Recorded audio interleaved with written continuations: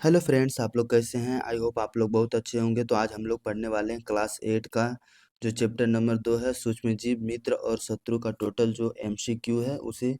तो चलिए हम लोग पहले क्वेश्चन पे चलते हैं। पहला क्वेश्चन में बोला जा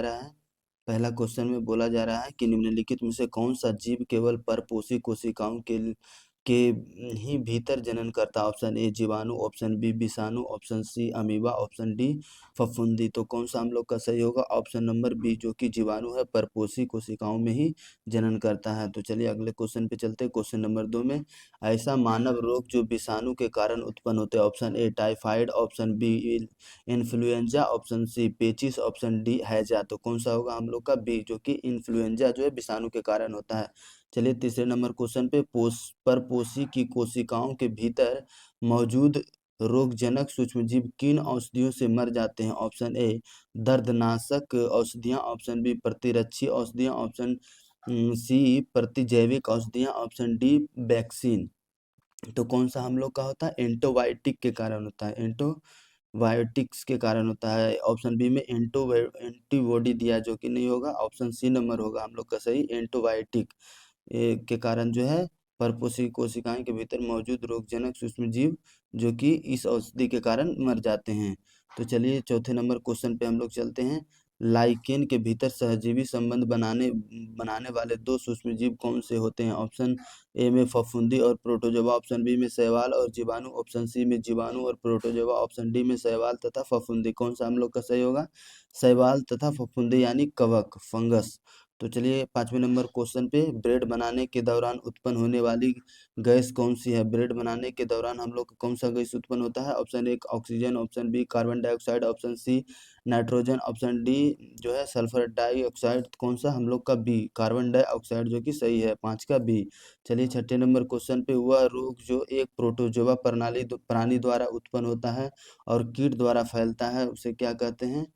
प्रोटोजोआ से होने वाला रोग जो है हम लोग का, ऑप्शन ए में दिया गया है डेंगू, ऑप्शन बी में मलेरिया, ऑप्शन सी में पोलियो, ऑप्शन डी में खसरा। तो कौन सा है? प्रोटोजोआ मलेरिया के कारण होता है।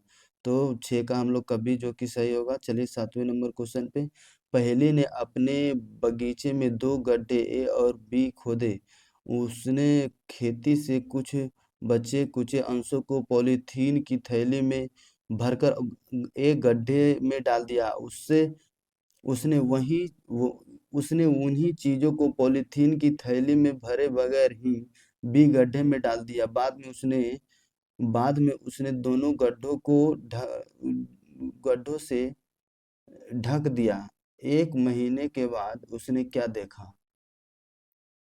यहाँ जो लिखा गया था, बाद में उसने दोनों गड्ढों को मिट्टी से ढक दिया, 1 महीने के बाद उसने क्या देखा? ऑप्शन ए में बी गड्ढे की अपेक्षा एक गड्ढे में अपशिष्ट पदार्थ जल्दी अपघटित हो गए हैं। ऑप्शन बी में एक गड्ढे की तुलना में बी गड्ढे में अपशिष्ट पदार्थ तीव्र से अपघटित हो गए हैं। ऑप्शन सी में दोनों ही गड्ढे में अपशिष्ट पदार्थ सर्वथा जल्दी अपघटित हो जाएंगे। ऑप्शन डी में दोनों ही गड्ढे में अपशिष्ट पदार्थ अपघटित हुए ही नहीं है। तो कौन सा हम लोग का सही हो जाएगा? कोई भी अपशिष्ट पदार्थ जो कि हम लोग यानी जो भी घर का सामग्री रहता है, अ, यानी किसी अपशिष्ट जो भी है आपका, आलू का छिलका, ये सब कुछ जो भी अपशिष्ट जो कि हम लोग मिट्टी में डाल देते हैं, तो जो है सबसे पहले अपघटित हो जाता है, जबकि एक पॉलीथीन में रखेंगे तो सबसे बाद में होगा।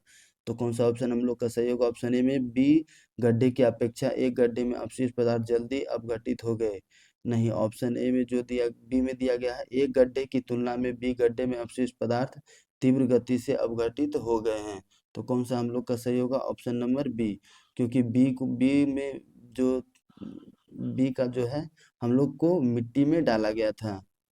उन्हें इन्हीं चीजों को पॉलीथीन की थैली में भरे बगैर ही बी गड्ढे में डाल दिए गए। हाँ, तो बी ही हम लोग का सही होगा, क्योंकि गड्ढे में ये डाल दिया गया था, पॉलीथीन में नहीं था। तो हम लोग का जो है बी सही होगा, 7 का बी। तो ठीक है दोस्त, अगर क्वेश्चन अच्छा लगा हो तो लाइक शेयर और सब्सक्राइब करें, और मिलते हैं हम लोग अगले वीडियो में। तब तक के लिए थैंक यू।